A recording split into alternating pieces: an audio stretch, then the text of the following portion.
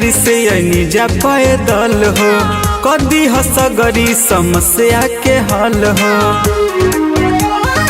ए बाबा सुनी यूपी बिहार से निजा पैदल हो कदी हसगरी समस्या के हल हो।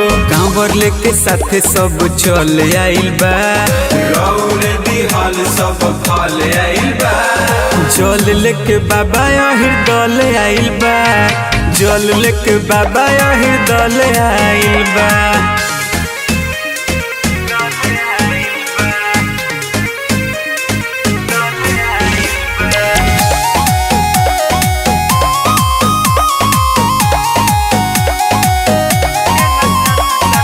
टूटे न सास साथ बनल रही रउआ से आई बहर साल बाबा जल लेके पौआ से। सुनी रउए महान महादेव हई जी कृपा बनैले सदैव रही जी। नाचत गावत बाबा देवे घर आइल बा पूजा करे रउरे नगर आइल बा। जल लेके बाबा यही दल आइल बा जल लेके बाबा यही दल आइल बा।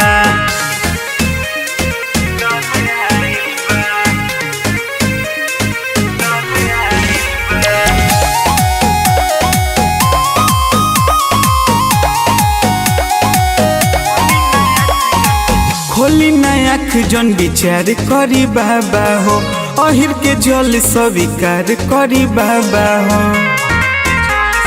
सुने बाबा कलुआ रणधीर के पसंद बाटे ढारी हो आदित्य जल मन बाटे।